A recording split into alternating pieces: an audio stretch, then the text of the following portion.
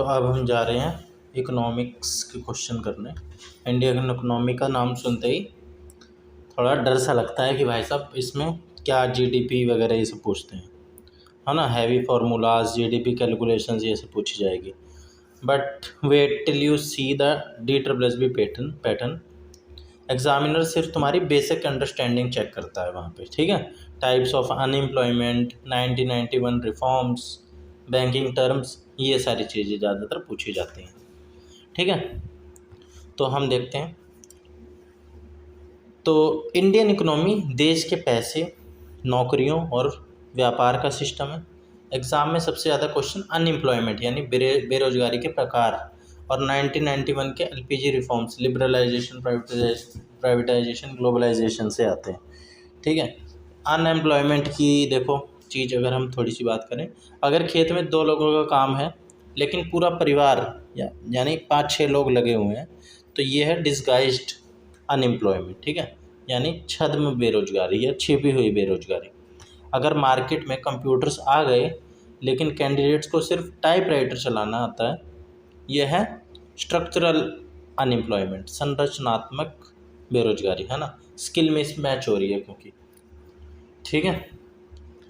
और बैंकिंग का अगर आ जाए तो शॉर्ट में बताता हूँ। इनवर्स रूल, RBI का अगर लोन का इंटरेस्ट रेट, RBI अगर लोन का इंटरेस्ट रेट यानी बैंक रेट बढ़ाएगा, ठीक है,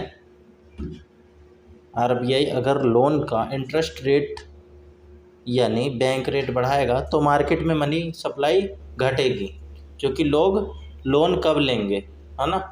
लोन का इंटरेस्ट रेट बढ़ा दिया ना, बैंक रेट बढ़ा दिया, अगर रेट घटाएगा तो मनी सप्लाई घटेगी।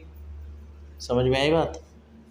तो ये बैंक रेट पे डिपेंड करता है, जितना ज़्यादा बैंक रेट उतनी कम सप्लाई होगी मार्केट में मनी की। कैंडिडेट्स इंग्लिश टर्म्स देखकर कंफ्यूज हो जाते हैं। Always use the elimination method by linking the term to a practical Indian scenario. Let's apply this rules directly to the original paper questions. Okay, FDI, what is the full form of FDI? Foreign domestic investment? नहीं भाई, सीधे answer पे आते हैं, foreign direct investment. FDI का मतलब जब कोई विदेशी कंपनी, फॉरेन कंपनी सीधे तौर पर भारत में अपना पैसा लगाती है, डायरेक्ट इन्वेस्टमेंट। जैसे एप्पल या सैमसंग भारत में अपनी फैक्ट्री खोल लें, इससे देश में जॉब्स और पैसा दोनों आते हैं, ठीक है। बाकी ऑप्शन गलत इसलिए हैं कि ऑप्शन 1 और 3 डोमेस्टिक शब्द ही गलत है, क्योंकि पैसा फॉरेन से आ रहा है, इंटरेस्ट नहीं है। इंटरेस्ट है इसमें ऑप्शन में, एक में ब्याज, ये एक इन्वेस्टमेंट है, ठीक है, इंटरेस्ट नहीं है, ये एक इन्वेस्टमेंट है। तो ऑप्शंस इतने सिमिलर दिखते हैं कि कैंडिडेट्स जल्दबाजी में डोमेस्टिक या इंटरेस्ट वाले ऑप्शन पर टिक कर देते हैं। Read every single word carefully. Okay, when people are engaged in a job where actually fewer people are required, what is it called? So we have already discussed this. It is called disguised unemployment. This is exactly what we discussed in the trick. इसे हिंदी में प्रच्छन्न बेरोजगारी या छिपी हुई बेरोजगारी कहते हैं। ये इंडियन एग्रीकल्चर में सबसे ज़्यादा देखने को मिलती है। जहाँ ज़रूरत 2 किसानों की है, वहाँ परिवार के 5 लोग काम कर रहे होते हैं। दिखने में वो रोजगार में लगते हैं पर उनका एक्चुअल आउटपुट 0 होता है, ठीक है। ये टर्म्स प्योर, कंप्लीट, पार्शियल जो है स्टैंडर्ड इकोनॉमिक्स के ऑफिशियल अनएम्प्लॉयमेंट के टाइप नहीं है जो बाकी ऑप्शन में है। ये सिर्फ ऑप्शंस फिल करने के लिए बनाए गए थे। विच of the following is not a benefit of LPG reforms? So direct option पे आते हैं। रिडक्शन इन कंपटीशन, ये तो उल्टी बात है। प्रतीक है इस चीज़ का कंपटीशन, तो LPG जो है वो प्रतीक इस चीज़ का है कि इसमें कंपटीशन बढ़ेगा, है ना, और बढ़िया होगा। तो 1991 में LPG पॉलिसी लाई गई, लिबरलाइजेशन, प्राइवेटाइजेशन, ग्लोबलाइजेशन रिफॉर्म्स आए। ग्लोबलाइजेशन का मतलब ही है कि विदेशी कंपनियों के लिए भारत के दरवाजे खोल देना। जब फॉरेन कंपनीज जैसे पेप्सी, कोका कोला भारत आई तो कंपटीशन बढ़ा, इंक्रीज़ हुआ, कम नहीं हुआ। ठीक है, इसलिए रिडक्शन इन कंपटीशन इसका बेनिफिट नहीं हो सकता। बाकी ऑप्शन गलत ये हैं, क्योंकि बिल्कुल सही बेनिफिट्स हैं बाकी ऑप्शंस में। 1991 के बाद हमें नई टेक्नोलॉजी मिली, जीडीपी बढ़ी, है ना, एफडीआई यानी फॉरेन डायरेक्ट इन्वेस्टमेंट आया। तो ये सब तो भाई सब पॉजिटिव्स हैं। What can the central bank do to increase money supply in the economy? तो डिक्रीज बैंक रेट, है ना, बैंकिंग ट्रिक जो मैंने बताई थी। सेंट्रल बैंक चाहता है कि मार्केट में मनी सप्लाई बढ़े, यानी लोगों के हाथ में ज़्यादा पैसा आए। तो आरबीआई क्या करेगा? आरबीआई अपना बैंक रेट घटा देगा। बैंक रेट यानी इंटरेस्ट रेट घटा देगा। ठीक है, कमर्शियल बैंक्स जो हैं को सस्ता लोन मिलेगा। एसबीआई, एचडीएफसी ये जो हैं सस्ता लोन ले आएंगे। बैंक पब्लिक को सस्ता लोन देंगे, क्योंकि उन्हें भी सस्ता लोन मिला है। होम लोन, कार लोन, है ना, कम इंटरेस्ट रेट पे मिल रहा है, तो भाई साहब पब्लिक भी ले लेगी, पब्लिक ज़्यादा लोन लेगी और मार्केट में पैसा बढ़ जाएगा, मनी सप्लाई बढ़ जाएगी। बाकी ऑप्शंस गलत हैं। अगर आरबीआई इंक्रीज़ कर दे बैंक रेट तो लोन महंगा हो जाएगा और मनी सप्लाई घट जाएगी, लोग भी लोन लेने से बचेंगे। ठीक है, according to the periodic labour force survey, the unemployment rate for individuals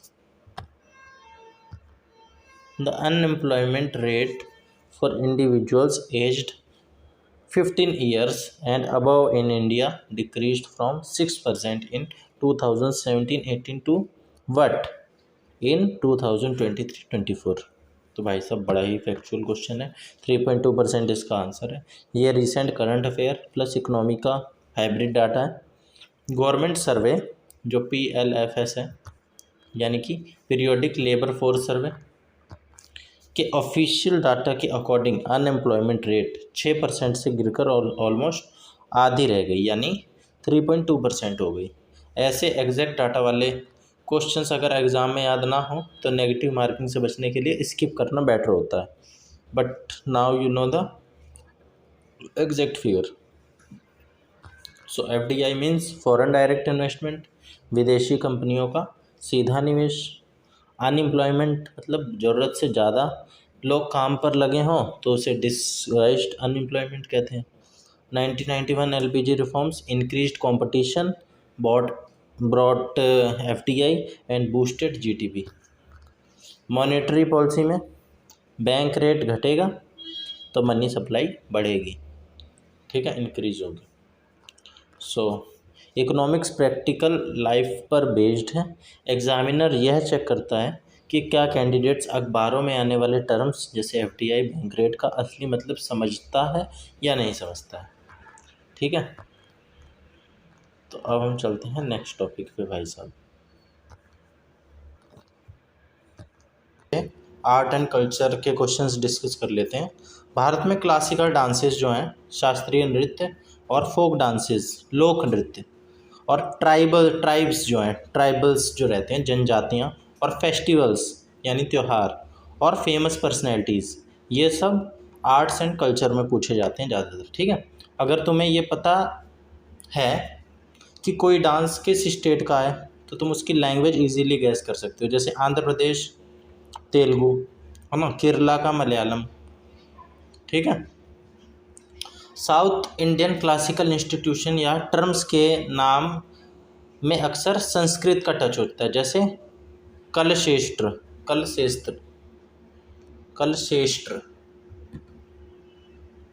श्रेष्ठ, भाई इसकी प्रोनाउंसिएशन कलक क्षेत्र, हाँ कलक क्षेत्र होगी इसकी प्रोनाउंसिएशन। ठीक है, अब कैंडिडेट्स फोक डांस जो आम लोग करते हैं जैसे भंगड़ा, उसे फोक डांस बोलते हैं, और क्लासिकल डांस जिसके स्ट्रिक्ट रूल्स होते हैं जैसे कथक, इनको मिक्स कर देते हैं। Always categorise them in your mind. So let's apply these rules directly on the original exam questions. Okay, which of the following is the famous dance from Gujarat? So the answer is Garba. ठीक है, तो ये तो एकदम free का marks है। गरबा गुजरात का सबसे फेमस फोक डांस है जो मुख्य रूप से नवरात्रि के दौरान देवी दुर्गा के सम्मान में किया जाता है, बाकी गलत है।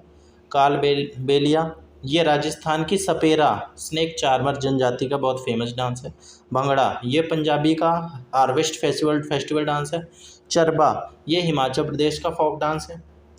ठीक है, तो ऑप्शंस में दी गई बाकी स्टेट्स के डांसेस भी याद कर लो ताकि नेक्स्ट शिफ्ट में उसका भी क्वेश्चन बन सकता है। ठीक है, उस स्टेट का भी पूछ सकता है। In which languages are the songs for Kuchipudi dance primarily composed?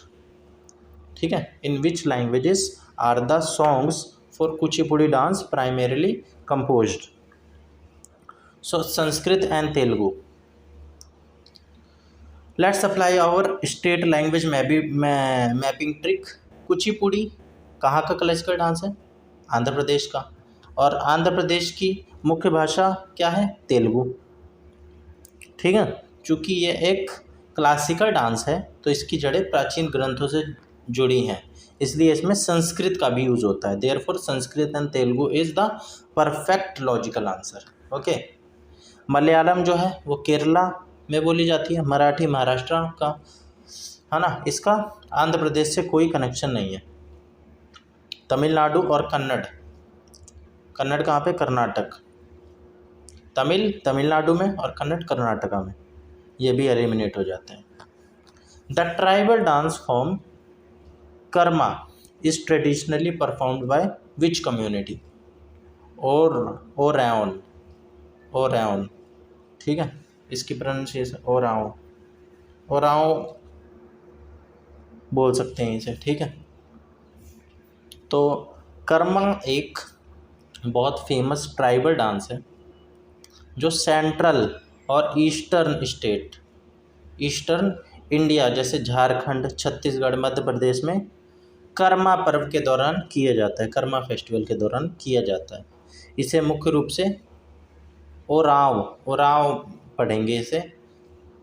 ठीक है, तो कर्मा सेंट्रल और ईस्टर्न इंडिया, झारखंड, छत्तीसगढ़, मध्य प्रदेश में कर्मा पर्व, कर्मा फेस्टिवल के दौरान किया जाता है। इसे मुख्य रूप से ओराव, बैगा, मुंडा जनजातियाँ परफॉर्म करती हैं। ठीक है, ये जनजातियों के नाम है, ओराव, बैगा, मुंडा।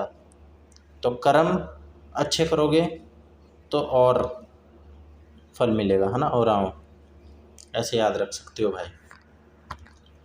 अलग बाकी ऑप्शन गलत क्यों है? अपाटनी ये अरुणाचल प्रदेश की जनजाति है, अपाटनी। भील ये राजस्थान, गुजरात की तरफ ज़्यादा पाए जाते हैं। गारो ये मेघालय की जनजाति है, गारो खासी जयंतिया हिल्स में पाई रहती हैं। ठीक है, अगला question, which classical dancer is credited with reviving Bharatanatyam and founding the Kalakshetra foundation? तो किसको भरतनाट्यम को रिवाइव करने का और फाउंडिंग कलक्षेत्र फाउंडेशन का श्रेय दिया जाता है? तो रुक्मिणी देवी अरुंदले का नाम इंडियन हिस्ट्री और कल्चर में बहुत सम्मान से लिया जाता है। 1920 से 30 के टाइम पर भरतनाट्यम को समाज में अच्छी नज़र से नहीं देखा जाता था। इसे सिर्फ देवदासियाँ मंदिरों में करती थी। रुक्मिणी देवी ने इसे मंदिरों से निकलकर स्टेज तक पहुंचाया, इसे रिस्पेक्ट दिलाई और 1936 में चेन्नई में कलक्षेत्र फाउंडेशन की स्थापना करी। ठीक है, बाकी ऑप्शन गलत क्यों है? सोवान नारायण ये कथक की फेमस डांसर हैं। मृणालिनी साराभाई ये भरतनाट्यम और कथकली दोनों करती हैं। विक्रम साराभाई की पत्नी है ये। ठीक है, लेकिन कलक्षेत्र इन्होंने नहीं बनाया। ठीक है, the famous Sodal Mela is held in which state of India? Sodal Mela, उसका आंसर याद हो गया ना, रुक्मिणी देवी अरुंदले, इन्होंने रिवाइव करा किसको? भरतनाट्यम को। हाँ, तो तो सोडल मेला कौन से स्टेट में होता है भाई साहब? पंजाब में होता है। सोडल मेला पंजाब के जलंधर शहर में बाबा सोडल की याद में लगने वाला एक बहुत ही फेमस और पवित्र मेला है। ठीक है, स से सोडल, स से सरदार जी, जो कि पंजाब में पाए जाते हैं, याद रख सकते हैं आप। ठीक है, बाकी ऑप्शन गलत किए। उड़ीसा, यहाँ रथ यात्रा और बाली जत्रा फेमस है। बिहार, यहाँ पे सोनपुर मेला, एशिया का सबसे बड़ा पशु मेला, वो बिहार का है। ठीक है, तो भाई साहब ये याद रख सकते हो आप। तो हमने डांस और लैंग्वेजेस कुछ कुछ देखे। कुचिपुड़ी आंध्र प्रदेश का, यूज़ यहाँ पे होती है तेलुगु और Sanskrit. Institutions, Kalakshetra foundation was founded by Rukmini Devi Arundale to revive Bharatanatyam. Tribal culture, Karma dance is performed by Oraon tribe in central India. ठीक है, फिर festival Sodal Mela belongs to Punjab. ठीक है, आर्ट एंड कल्चर की डाइवर्सिटी को दिखाता है ये सेक्शन। ठीक है, एग्जामिनर्स को ट्राइब और उनकी स्पेसिफिक डांसेस जैसे कर्मा, ओरांव, ये सब पूछना बहुत पसंद है, क्योंकि कैंडिडेट्स अक्सर सिर्फ स्टेट्स के नाम रटते हैं, ट्राइब्स के नहीं। ठीक है, तो हमने अब बहुत से वो कर लिए हैं। अब अगले वीडियो में मिलेंगे भाई, अगले किसी टॉपिक के साथ, जनरल अवेयरनेस के ही। ठीक है, तो मिलते हैं नेक्स्ट वीडियो में। Tata bye bye.